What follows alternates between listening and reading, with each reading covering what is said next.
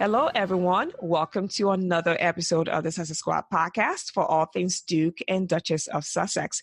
Michelle is not here today, but we have an amazing guest, one of our surprise guests that I've told you guys, but I've not told you her name, here with us today. So I'll let her introduce herself. Hi, my name is Nova Reid and I am a diversity and anti-racism campaigner in the UK. And I also had the pleasure and privilege of attending the royal wedding as a guest expert last year. Awesome. I mean, and it's so funny how what channel was it? Sky? I was working mainly with Sky and BBC News, but in the week of the wedding, I did about 15 media interviews, and that included Amsterdam, that included New Zealand, London. So yeah, it was a busy time, but mostly from BBC. BBC. I have a question for you. Just based on what you just said, how did you get started being interested in the Duke and Duchess of Sussex? Obviously, you're British, so I can see you being interested in the royal family at large. But how did you get started in that whole thing? I'll be very honest, I was not interested in the royal family. I up until perhaps paying a bit more attention when Catherine and William got married, because it just became a bit more modern and a bit more palatable. But I was never interested in the royal family because I felt it was an institution that was so embroiled in oppression and colonialism and othering that it just felt like it wasn't something that was palatable to me as a British woman who is also Black. And so what led me to, I guess, in the work that I do now and speaking on issues concerning Meghan and Harry mostly now, is I have a wedding business called New Bride, that's MU Bride. And that was born out of my own wedding engagement about seven and a bit years ago. And I felt completely invisible as a Black woman trying to get married, look for inspiration, plan my day. There was just nothing for you. The British wedding industry naturally aligns brides as the quintessentially white British Cinderella. Which I guess is something that comes from our monarchy as well. Yeah. And if you weren't that, you were just completely ignored or excluded or othered. So it started with me starting this, what was a blog and is now a website and a wedding show.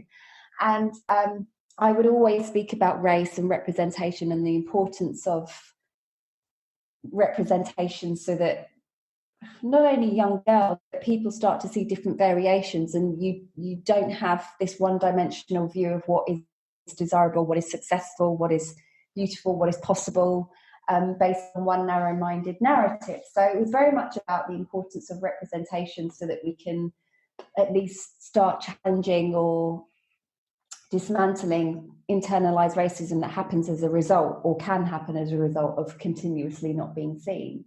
So I was quite candidly on that, and nobody else is doing that. Everyone else is talking about pretty flowers and dresses, whereas I'm going into race stuff, right? Because to me, getting married is about celebrating who you are and your identity. So it makes sense to me speaking about this, because I can't separate my race from being a woman, and it was part of who I was.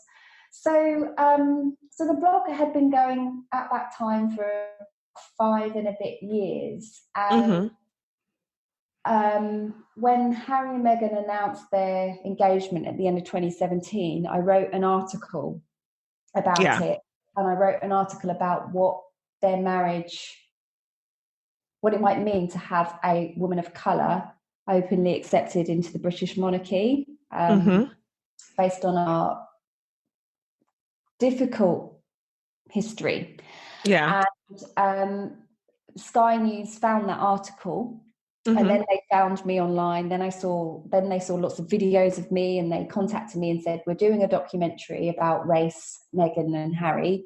We really love your thoughts on it, and are you free for a chat?" And so we chatted a bit later in the afternoon, and we spent over an hour on the phone. And at the end of Yeah. the phone call, they said, we've never met somebody as passionate about race as you are, and we would love to include you in the documentary. So that's how it came about, really. I just happened to write about them from the perspective of Meghan being a woman of colour, marrying into an institution that's steeped in slavery and racism. Yeah. Yeah.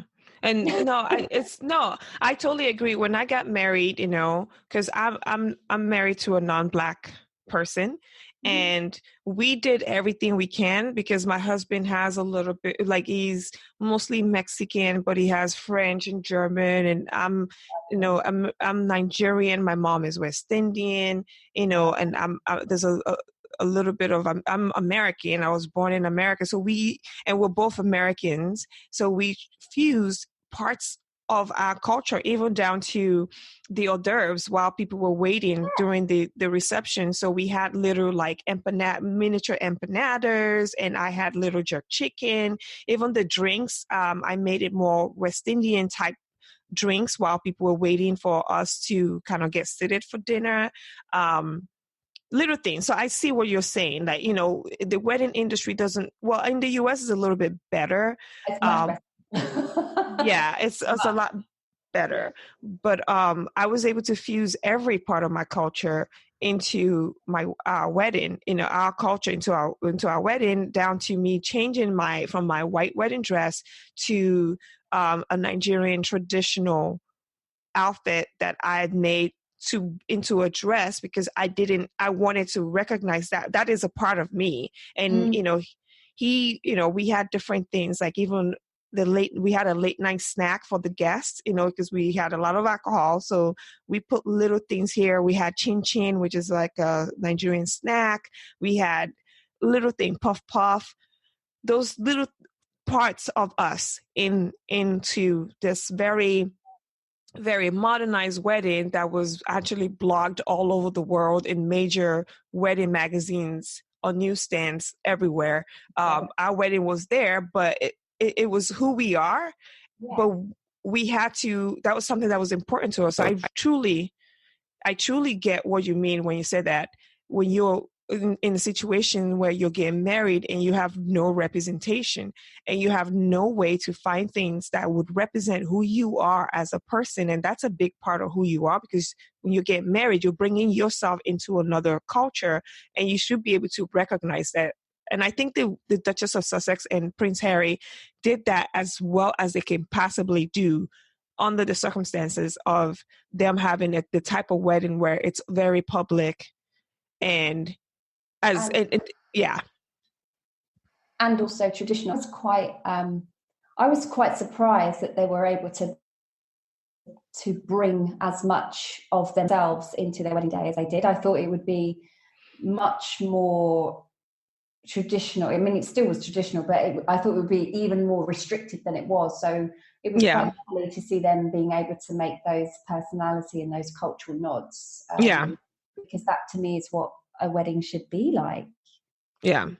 So yeah, it should be. So now, a year after Harry and Meghan's wedding, has there been any increase in relevancy of the royal family to the people of color in the UK, or is this all still a marketing fairy tale to sell tourism and souvenirs to Americans? Because I've gotten so many people from the Sussex Squad who have flown to England since the wedding to go see Windsor. And I didn't mention this to you. I lived in England for 8 years. I just moved back in 2017. I lived in Cambridge for most of my time. Yeah. I was there when Kate and William came out to visit when they, after they, Cambridge. Yeah. So I was there because they had to block off the streets and I couldn't go to work that day. But I was, I lived. Convenient, aren't they? What you say? They're so inconvenient, aren't they? No, but it's not just them. When the London Olympics was happening, when the torch came through, they blocked off the street. You couldn't leave. When the stage 3 of Tour de France kicked off in Cambridge, we couldn't leave either. I don't know if you remember that year. I think it was 2014. or so. 2012, yeah, the Olympics. Olympic was 2012. The Tour de France, I believe, was 2014, Okay. July. Well, not on the Olympics, Tour de France. So they did some legs in England, and Cambridge was one of the third. It was the third stage that they started. So we loved it. I loved it because I didn't have to go to work, but but I lived in Cambridge for most of my time, and then spent a little bit of time in London as well, just kind of working with the embassy up there. So for like a year or so, yeah. But I would go back and forth for about 8 years, and now I'm back home, and I may be moving back. I think I'm not quite sure in 2020. We don't know yet. So, but yeah, just so to let you know that the reason why we're saying is this a fairy tale to sell tourism. Let me repeat that.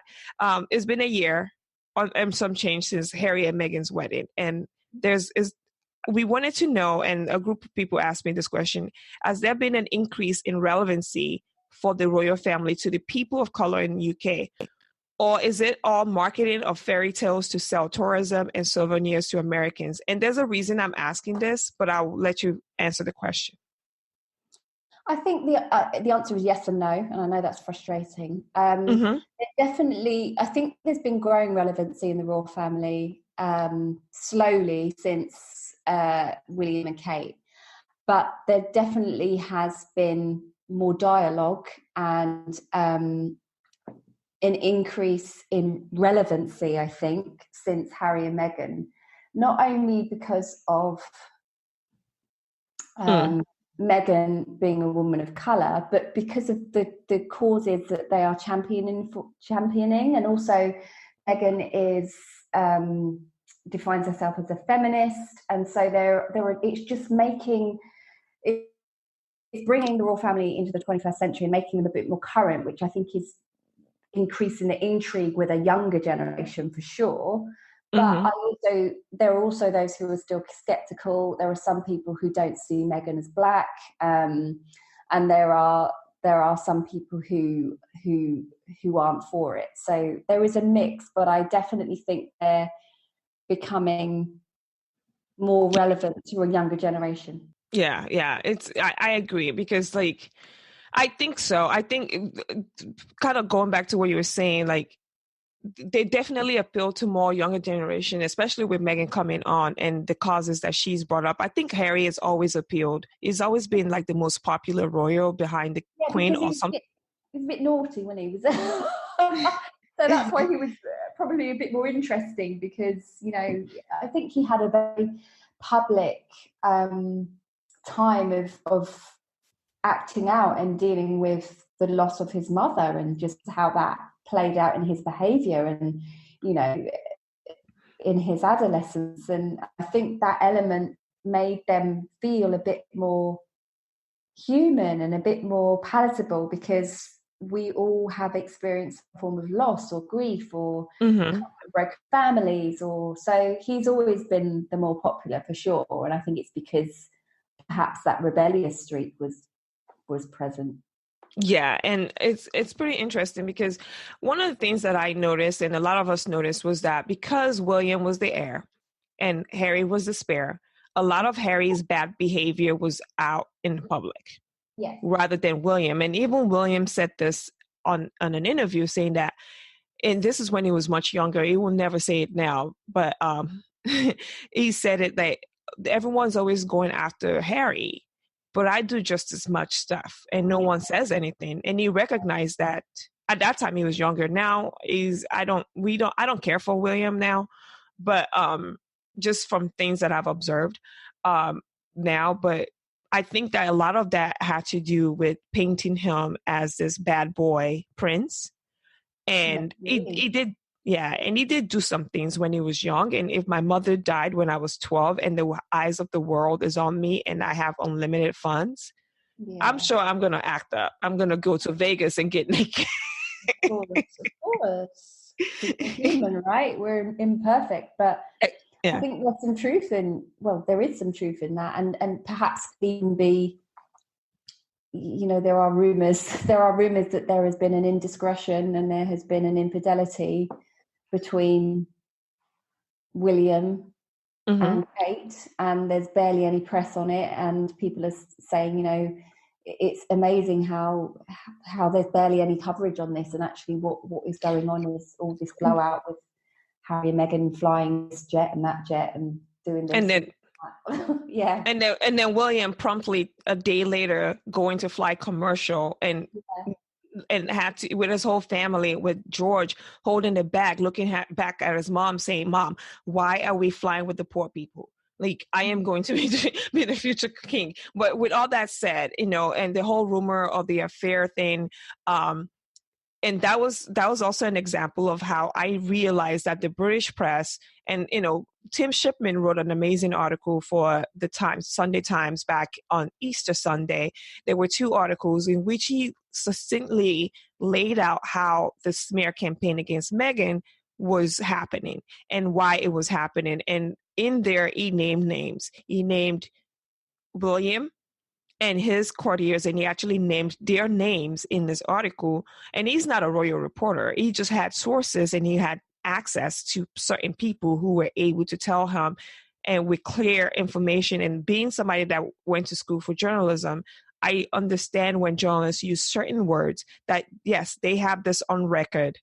They know what they're talking about. And it was pretty clear when they were talking about banishing Harry and Meghan to Africa, because they didn't want them to go to Australia. They didn't want them to go to Canada, because that would just make them even more popular. And so for William to banish them to Africa, it was like, oh yeah, those ass backwards people who don't have internet and stuff, so they won't be as popular. Well, the joke is on you, William. Look at them in South Africa, thriving and doing amazing. Sorry, I'm just dying laughing because I just get so annoyed with the whole thing. But you kind of touched on this. What do you think of the patronages and causes that Meghan has championed so far? I find them interesting. I think, again, they're relevant, they're current, they're speaking to the fact that people care more deeply now. Mm-hmm. It's not that it's never, people haven't cared, but there's definitely more of a momentum about social causes and social justices. So anything to sort of champion women's rights, and equality, the mental health campaign. I think they're relevant. They just feel relevant and interesting. Yeah.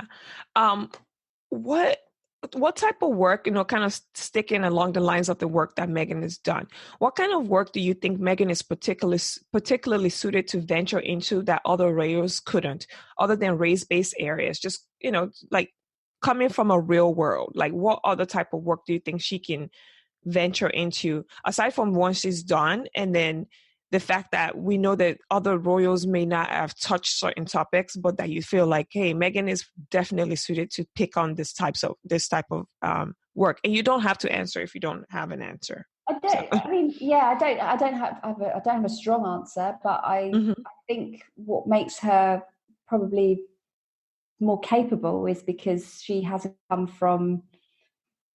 Yeah, she's come from a version. Well, she's come from Hollywood, hasn't she? And she's also come from a broken home. So we're all, what informs what we're good at are the backgrounds and where we've come from. I think that's probably what makes her work a bit more diverse, and her ability to connect with people. So I don't have a strong response, but I think she can. There's definitely diversity in what she can do, for sure. Yeah. So what are your thoughts? And this, I'm going to delve in a little bit deeper into racism and diversity here the next few topics. What are your thoughts on white people who use the word woke, uppity? We've talked about how I found you, to discredit and disparage the work that the Duke and Duchess of Sussex are doing, because I see those as coded language. I don't know. What do you think? What are your thoughts on the fact that the vast majority of reporting that we get from the UK, especially where the British reporters use words like woke, uppity, just to describe people simply trying to be decent? It's really interesting. I mean, there's a whole load of racial bias in media, and it's been challenged, but and just check this for me, but the media industry in the UK, I believe the stat is 94% white, and if it's not 94%, it's 97%. Either way, that's a huge majority of people who are telling stories who are white. So if you have your own prejudice, well, everyone has prejudice, but if you have prejudice that you haven't explored, if you have inherent racism that you don't know is there, or indeed more pronounced racism, that's going to come out in the language that you use. That's going to come out in how you talk about her. There's a whole load of hidden racism going on in the way in which that people go for her in the press. You use the word uppity. They often use the word exotic to describe Meghan, where that's always associated. That word has always been associated historically with black women and women of colour, who are also fetishized, and at a time where we would be hidden away as dirty little secrets. Yes. And I'm just going to give the black and white definition of the word exotic. It means originating in or characteristic of a distant foreign country. Yeah. And it's often used to describe animals.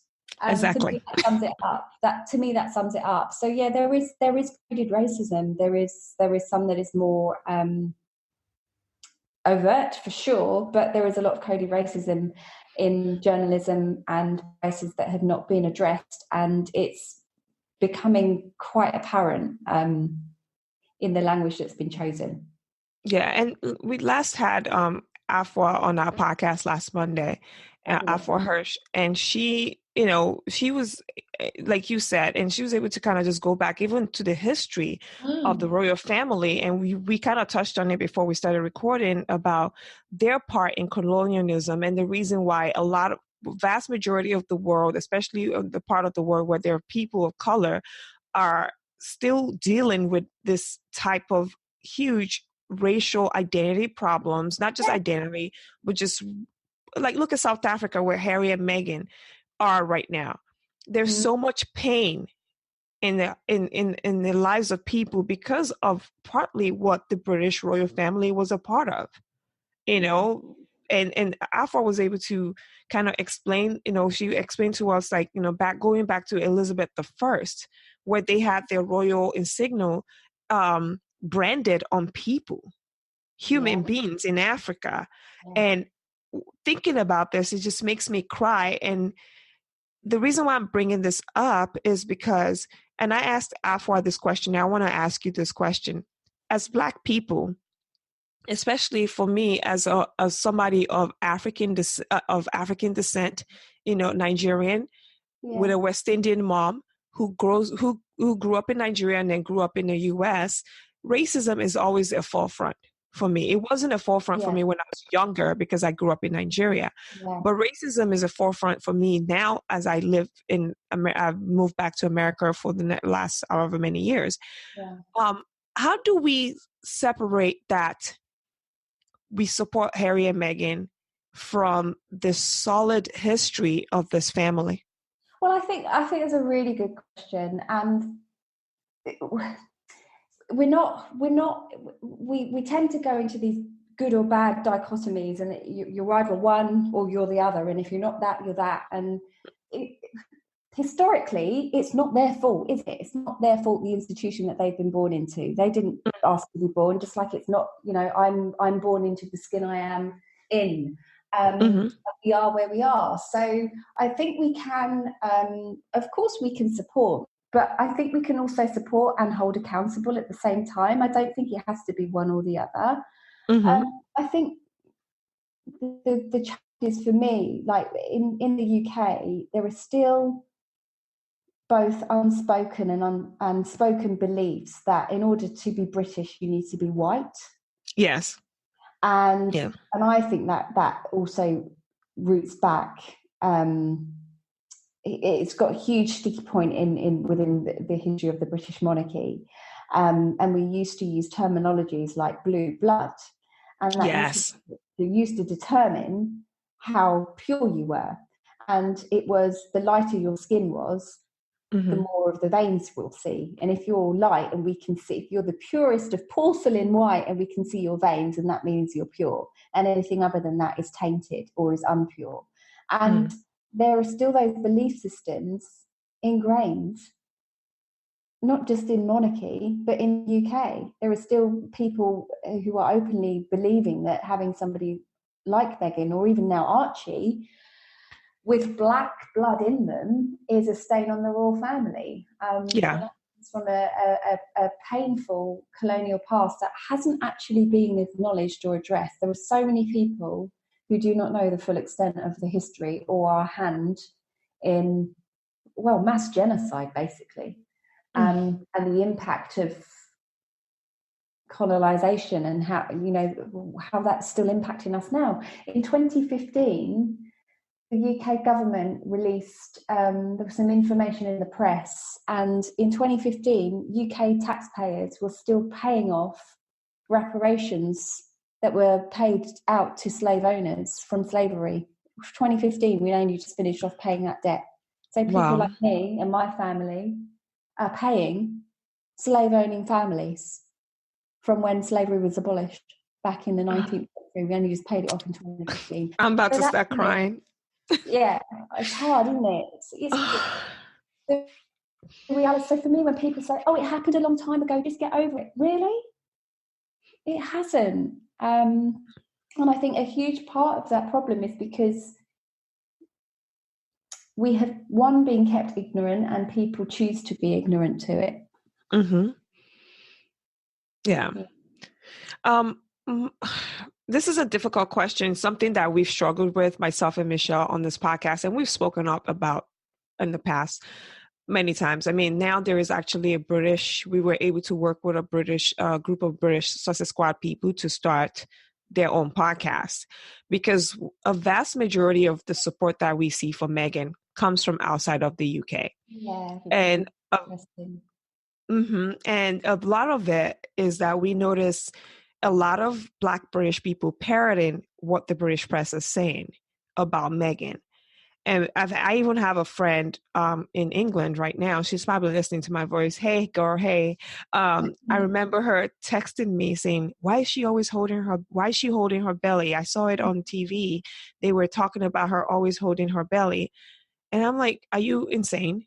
Like, stop it. Like, every royal has done it. And I had to send her, I literally had to send her collage of hundreds of pictures of Kate doing the same thing. And the headlines I went with it, which was, Kate is feeling so motherly. She is nurturing her child. And then when Meghan touches her belly, why is she virtue signaling? Why is she doing this? And so a lot of my Black British friends were parroting what the British media is saying, and I didn't see that support. And I saw that even within our Sussex Squad people, where people weren't really speaking out. I mean, they love Meghan, they love what she stood for, but they would, it was a struggle. And I don't know how to explain it, because we wanted to talk to people like, why aren't people in the UK organizing? And I think that some people explained it to us, and we had a good explanation that it's not like the US where you can organize and speak up and stuff. But I was like, but you can. It's a free country. And we were more so frustrated with British journalists of color who we felt like had a platform. But then last week was an example of why British journalists of color don't speak up, where the lady on BBC spoke up. And and so anyway, that's a conversation wrapped into a question. I don't know if you have an insight. It is. So we have huge, deep-rooted issues with institutionalized racism, and of course that's not unique to the UK. But I think what makes it more hard to navigate is because it's still under the surface. We are not sophisticated in talking about race and racism. We want to shut up and carry on, keep calm and carry on, as sort of the British slogan. So we never actually talk about what's on our mind. We're not hugely, and I'm generalising massively, we're not hugely on it. We'd rather keep the peace than deal with any conflict. But the other component that I think is probably slightly more nuanced here is, like, my parents, well, my mother would have been called an immigrant. She came to the UK in her late teens. Mm-hmm. My grandfather came to the UK in 1948 as part of Windrush. He came from Jamaica and responded to the call from the UK, come to your motherland, help rebuild the UK, we'll promise you this life, this wonderful life, you can, you know, provide for your family and, you know, help rebuild the railways, NHS, whatever. Mm-hmm. And so there were all these promises had, and when my granddad came over, he just experienced huge racism because they were seen as these outsiders, these foreigners, these brown people that people didn't want. And then you had to deal with these slumlords only wanting brown people in certain pockets of the UK. So although there wasn't the blatant legal segregation that you experienced in the US, there was still segregation happening, and huge racism. And so I guess what we are dealing with, particularly those of us who have come from that generation of the Windrush, was assimilation, learning how to fit in, to blend in, to not stand out, to be grateful for the opportunity that the UK, the motherland, is giving you. And there are implications for speaking up. They can result in losing jobs. They can result in losing your mind. They can result in further attack or abuse. And so I think that there is this culture or this unspoken programming that we need to assimilate. We need to edit ourselves, that we need to code switch, that we need to blend in to continue to maintain whatever the status quo is. Yeah. And I think that's why, I mean, I think that the example you gave with the BBC News presenter Naga is a brilliant example of that. You talk about your experience of racism, you then talk about your experience of racism, and you're then reprimanded for talking about it. Yeah. It's insane. I didn't get it, but I didn't get it at first, but last week really highlighted why it was important that, it highlighted for me why people weren't speaking up, but then it also highlighted that I hope people are speaking up. And there's a new podcast. It just started, and we worked with Sandra, the host of that podcast. It's called A Duchess Like Us, and it parallels the life of the Duchess of Sussex to regular Brits of color.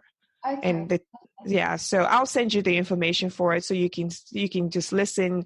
And they try to have a panel conversation. The idea behind it is to, I don't know if you remember when, or if you even know about this. I think it was, oh God, what was it? I think it was The Root, or I forgot the name of the program, but they're really popular, where they had a panel discussion when Harry and Meghan were getting married about what does this mean for Black people.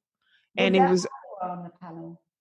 No, Afro wasn't on the panel. It was a bunch of Americans who were trying, they were on I forgot the name of it. I'm going to remember after we finish chatting, because that's how my brain works. But it was just a panel, and it was a bunch of Black women on there, and it's a popular Black kind of like panel type YouTube series. And a lot of people like, we don't care. I mean, she's white passing. I hate when people say that, because she's not white passing. She's said that she's a Black woman multiple times. So people would like to label her as white passing because she looks more white than Black, but she has 50% Black in her. So there was this whole conversation right before the wedding. And that's the idea behind A Duchess Like Us, to have a panel-like conversation, and the way Meghan is being reported on, good or bad, to try to see how does it parallel to normal British people's lives. And I think another element that's at hand here is, so Meghan openly acknowledges that she's biracial, and I just wanted to pick up on your comment that people are saying, "Oh, she's not even Black; she's white passing." I think that's another thing that's a gift from our colonial past. We have huge issues in the Black community with colorism that aren't spoken about. And what happens in the British public or the British media is when we start talking about diversity and better representation, they will use biracial women to depict Black women. Yes. There is a sense that it's more palatable, it's more beautiful, more desirable. And so there are, I guess, tensions, or there are definitely conversations that are having from dark-skinned Black women saying that this it's perpetuating all of these narratives that the Black and dark-skinned is not beautiful, because we still haven't quite overcome that yet. And sort of the mainstream media's way of being more inclusive and more representative is to use biracial women instead of, rather than alongside with. So I think that might also be where that's coming from, but nevertheless, it's complex. Yeah. There's a lot of pain that's unresolved. There's a lot of healing that needs to happen. Yeah, I agree. I don't want to keep going on, but is there anything that you want to discuss with regards to Meghan race diversity that maybe we haven't covered, and that's something that is burning in your mind that maybe we should think about as a group of people? Because people call us bullies and that we don't listen, and we want to listen. The reason why we are part of this whole thing is to educate more people about the struggles, especially that Black women face in the society. Example of that, Meghan did that Smart Works collection, and it was hugely successful. And next thing you know, people, the reporters are writing articles saying how Kate helped Meghan be successful with her Smart Works collection, basically giving credit of a Black woman to a white English rose. But Kate has been in that family for 8 years, never did a project on her own in 8 years until this year. Meghan has been in that family and she's done 3 hugely successful projects. And so a lot of us get upset. And the reason why I'm bringing this up is that we get upset and we get hyped and we start getting upset with people online.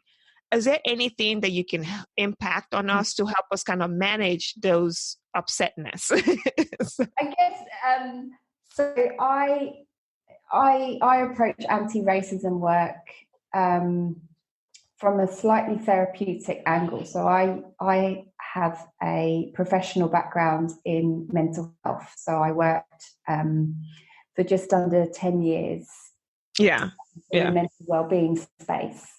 And we had to undergo a lot of training, and some of that was specific to sort of different pockets of mental health, and some of it was more around psychotherapy, and some of that was more around life coaching. So in the beginning stages of my training, I did an introductory psychotherapy course, and 10 weeks, and the foundation before you even got started with the work was about being self-aware. And also, we did a huge module on shame, and how shame isn't a ground for growth or change. Yeah. So I believe that we can hold people to account. We can call people in. We can get curious about opinions or differences of opinions that are different to our own without shaming people. And so for me, it's about curiosity. I find it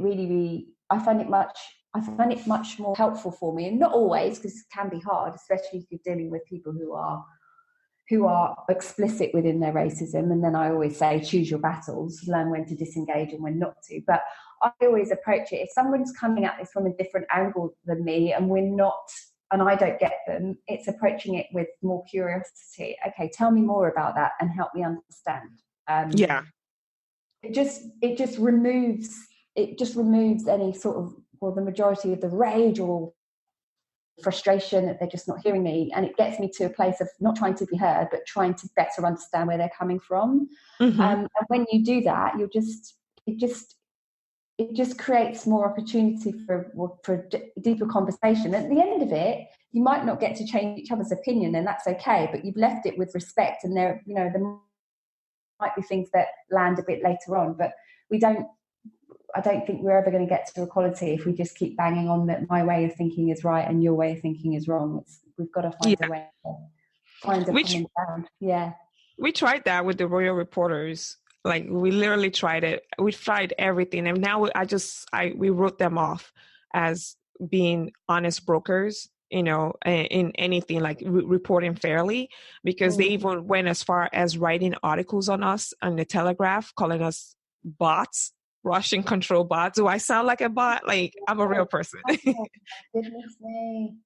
Yeah. So anyway, I wanted to end on that. And I don't know if that's a good ending, but one thing I wanted to bring up, can you tell us about your website and how people can find you?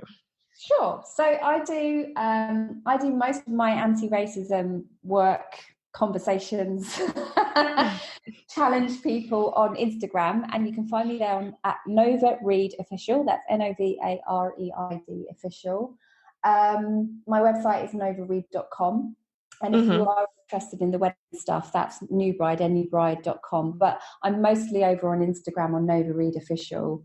And I also post updates of when I've been chatting about Meghan and race and whatever else on there as well. But yeah, I think there is a lot of healing to be done. There is a lot of denial and defensiveness and white fragility. And you can't push forward change when people are in modes of defensiveness. You just can't. So for me, doing this work is about learning when to engage and debate with people and when to disengage for my own self-preservation.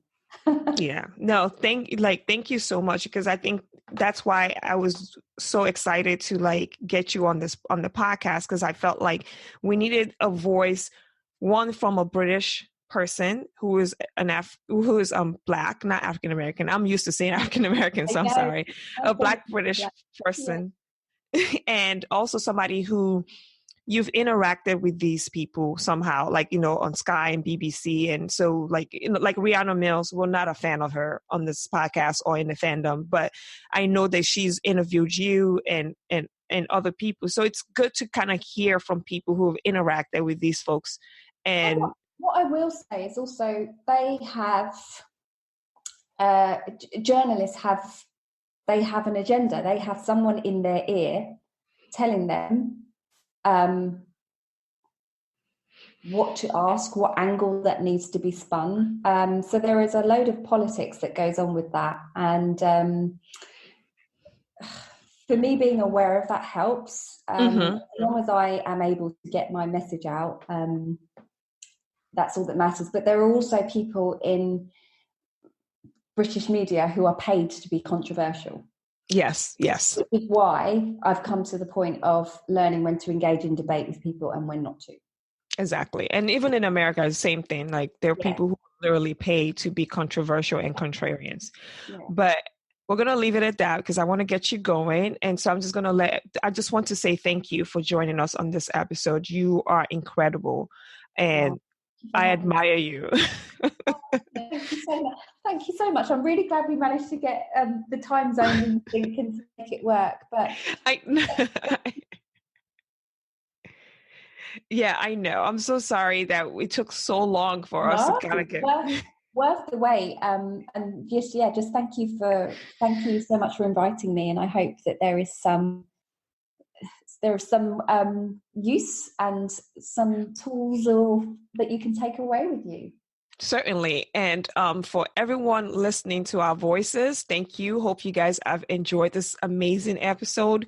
Make sure that you like and comment and go follow Nova Reid Official on Twitter, on Instagram. Check out her website. She is pretty dope. I'm like at all. When I first found you, I literally was like fangirling over you. Like, oh my God. So, and for everyone else, remember what the Duchess will always say: no bad energy. Yeah. Bye. Bye, everybody.